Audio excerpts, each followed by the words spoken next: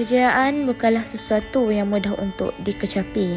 Ia bermula daripada sebuah pengurusan, cabaran demi cabaran, rintangan berganti rintangan, dugaan beserta dugaan, akhirnya menghasilkan sebuah kejayaan yang menjadikan manusia lebih menghargai sebuah kehidupan. Hari ini, kami akan mendokumentasikan seorang tokoh yang amat kami sanjungi. Beliau diberi nama Ustaz Muhammad Sya'ari bin Abdul Rahman. Pada tahun ini, beliau berusia 40 tahun dan dilahirkan di Tumpat, Kelantan pada 20 Julai 1982. Beliau telah mendirikan rumah tangga selama hampir 14 tahun bersama dengan Puan Nurul Syuhadah Haji Shoaib dan kini dikurniakan 3 orang cahaya mata bernama Fatihah Wajihan, Akil Muhtadi Al-Fatih dan Akil Farahi. Pada usia 12 tahun, beliau diuji dengan kematian bapa. Rentetan daripada peristiwa itu, ibulah yang menjadi sumber kekuatan bagi 8 orang adik-beradik. Beliau yang merupakan anak ketiga dan abang sulungnya telah dihantar pulang ke kampung. Dahulunya menetap di Kampung Baharu, Kuala Lumpur, kini membesar dalam suasana kampung di Pondok Berangan Pasir Putih, sebuah pesantren milik Tuan Guru Nik Haji Yaakob bin Ishaq yang merupakan atuk sebelah mak beliau, iaitu Kamariah binti Yaakob. Suasana kampung mendidik beliau menjadi seorang yang suka bersosial sesama masyarakat dan memiliki jiwa survival. Daripada kampung jugalah, beliau meminati kisah-kisah sirah Rasul dan obses mengumpul DVD jejak Rasul. Kenangan dan pengalaman yang beliau miliki menjadikan beliau seorang yang berjaya pada hari ini, iaitu dengan menjadi pengasas dan pengarah urusan paradigma Ibrah Sdn Bhd.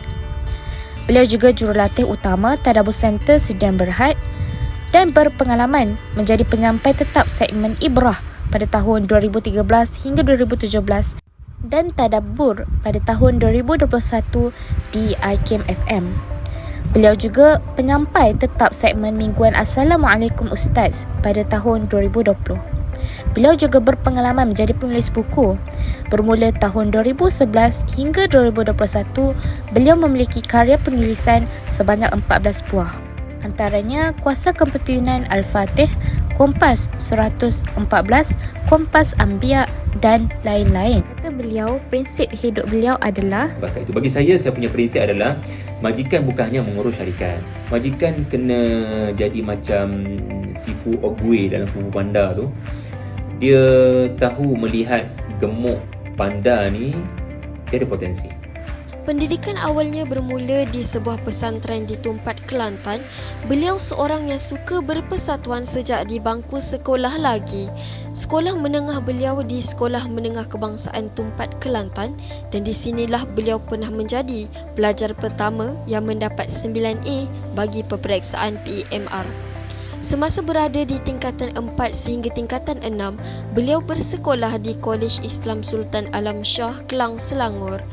Beliau juga pernah melanjutkan pelajaran di Universiti Al-Azhar, Mesir, dan setelah pulang ke Malaysia, beliau menyambungkan pelajaran di peringkat sarjana muda dalam bidang bahasa dan kesusasteraan Arab di UIA selama 4 tahun. Beliau juga pernah dilantik sebagai Setiausaha Gamis dan juga Setiausaha Persatuan Bahasa Al-Quran UIA. Setelah itu, beliau mula menceburi bidang perniagaan. Ustaz Sya'ari pernah bekerja di sebuah syarikat yang diberi nama IP Minda dan di situlah beliau pernah belajar mengenai pengurusan manusia, dunia fasilitator dan dunia ceramah. Selepas 3 tahun, beliau menubuhkan syarikatnya sendiri yang diberi nama Paradigma Ibrah. Selain itu, beliau juga merupakan pemilik kepada Tadabbur Center.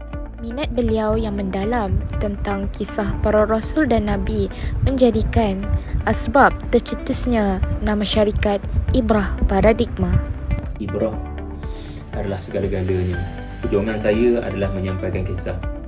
Sebab saya suka jejak Rasul tadi, kalau kamu masih ingat. Saya beli VCD player. Zaman dulu mana ada YouTube apa semua. Beli VCD yang keras tu, 8 siri. Kebetulan tahun 2014 Ustaz Fahrul, guru saya, menjemput saya untuk ganti dia di IKIM. Tajuk pula Ibrah.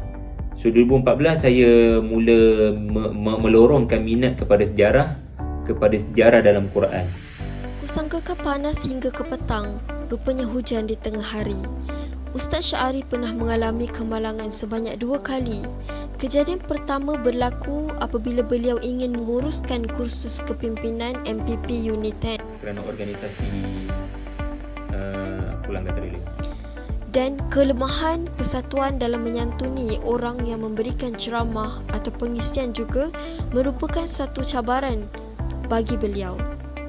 Seterusnya, beliau berkongsi tips pengurusan organisasi yang diamalkan beliau. Saya mementingkan wawasan, saya mementingkan motivasi staf, saya mementingkan kontemporari kita punya pendekatan, lebih research R&D, saya mementingkan meremajakan pendekatan digital dan saya mementingkan motivasi dengan duit. Sebab memang duit bukan segalanya, tapi orang boleh buat kerja bila kita bagi duit. Selain itu, Ustaz Syahari juga berjaya menamatkan pengajian di peringkat master dengan pencapaian yang sangat cemerlang, iaitu beliau memperolehi 4 flat walaupun beliau sibuk menguruskan perniagaan. Pencapaian seterusnya, Selepas 12 buah buku saya tulis, karya yang ke-13 adalah dalam bahasa Inggeris, In the Untested Moments. Itu bagi saya adalah satu pencapaian yang saya idam-idamkan, di mana idea pemikiran saya dalam ulum Al-Quran sampai kepada English reader. English reader ni dia tak sama dengan Malay reader. English reader dia akan baca buku sampai habis dan dia akan baca walaupun dia tak kenal siapa orang tu. Memang melihat maqala wala manqala. Kebanyakan English reader sangat kritikal. Akhir kata, berdasarkan sejarah hidup Ustaz Syahari, jelaslah bahawa kejayaan bukanlah sesuatu yang mudah untuk digapai. Ia memerlukan kesungguhan dan juga pengorbanan yang besar, termasuklah tenaga, masa, harta dan keluarga. Oleh itu, kita sebagai mahasiswa perlulah mengambil iktibar daripada kisah hidup beliau supaya kita lebih bersemangat dan tidak mudah berputus asa dalam mendepani cabaran dalam kehidupan.